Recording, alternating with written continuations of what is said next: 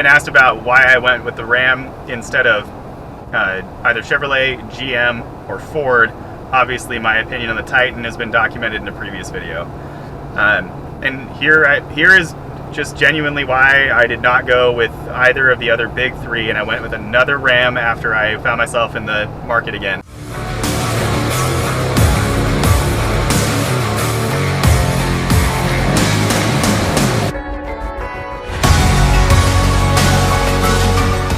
Just to lead with the probably most important thing, the Cummins engine is, in my opinion, the most reliable and storied engine from a diesel standpoint, like in the last century. I think they absolutely nailed it.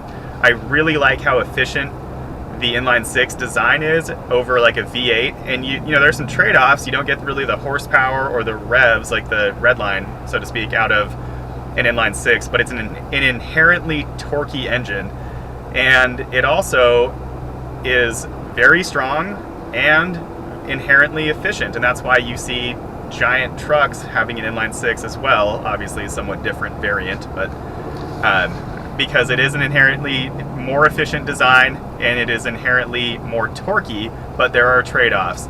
So my dad is actually a huge GM fan, or was a huge GM fan, and that's probably a big reason why GM was just sort of off the table for me from the get-go, and that's because he has purchased 3 new GM trucks in his life. Again, he's a fan. 2 of those were absolute lemons, and I mean legal definition lemon. So I've had some bad experience sort of vicariously through my dad, but I also just don't love their look. I don't love their build quality. I watched a couple comparison videos, and there were things where the Chevrolet was breaking a front drive shaft like during the comparison. I think that told me what I needed to know. So that brings us to the more complex question, which is Ford. Why did I not go with an F-250 and I went with this instead? Well, my father-in-law has a 2000 7.3 liter F-250 Super Duty. I'm a big fan of that truck. I really like the body style. You know, I wish it was a crew cab because he's got the extended cab, and that's not my style. But I'm a big fan of that truck, even though, you know, everybody's gonna make a bunch of international and Powerstroke jokes and whatever. But I think my favorite is I'd rather be my engine than Ford engine. I can't say that. I'm trying to make this like appropriate for all audiences. So the purchase of this truck came during the 2017 model year, and so as you know, as an educated consumer, that is a new model year for the Ford F-250 and F-350 lines, and there's now not a ton of difference between the actual cab like of the F-150 and the cabs of the F-250 and F-350. I don't love that. I don't love the use of aluminum. I don't like the styling at all. You know, this truck, again, just my opinion, is hands down the best looking truck on the road. It's not even close. I don't think it looks dated. I'm not excited for the 2018 refresh, like facelift for the heavy duty trucks, because I just think that, I don't know. I guess we'll see. But so I didn't love the styling at all, but I gave it a shot. I went and sat in it at the Portland International Auto Show, and it was kind of comparable trim level to the Laramie.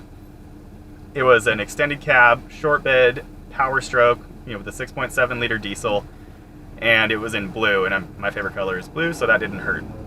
The fit and finish on the interior did not feel as nice to me as it does in this, and I'd been sitting in, you know, basically an equivalent interior truck for 13 months prior to that, and it just didn't feel quite as nice.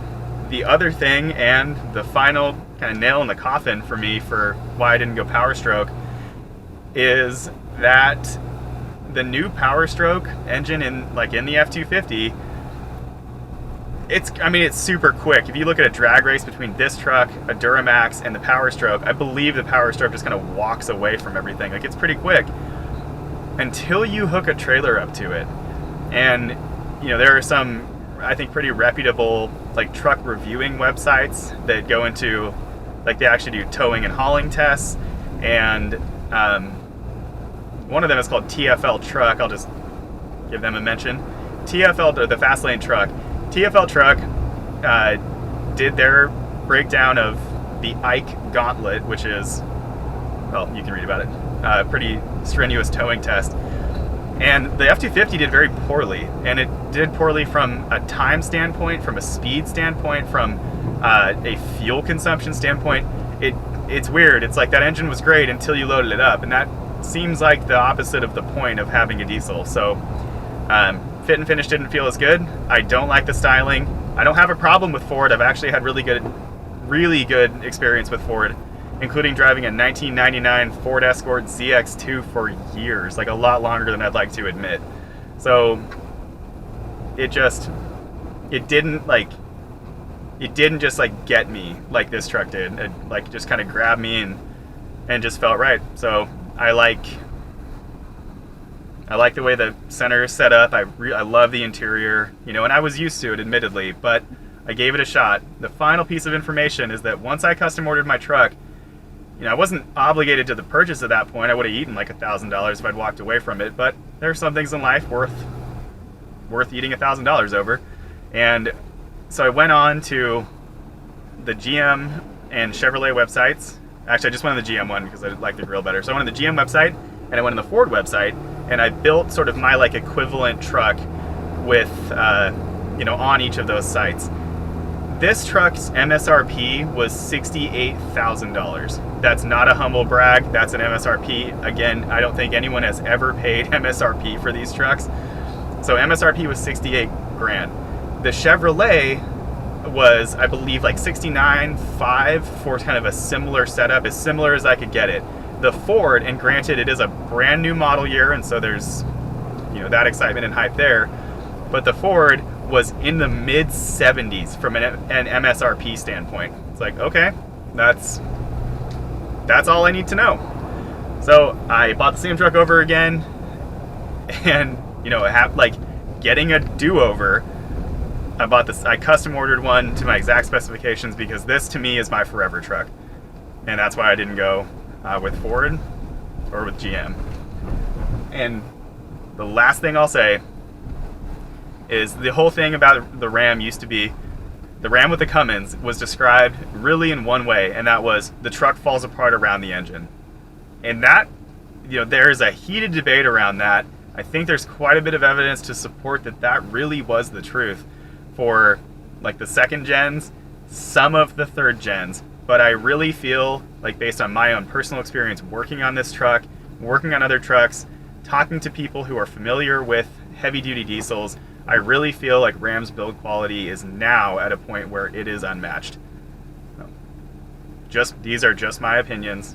Not trying to get into a big three war, but if you disagree, I'm happy to hear it.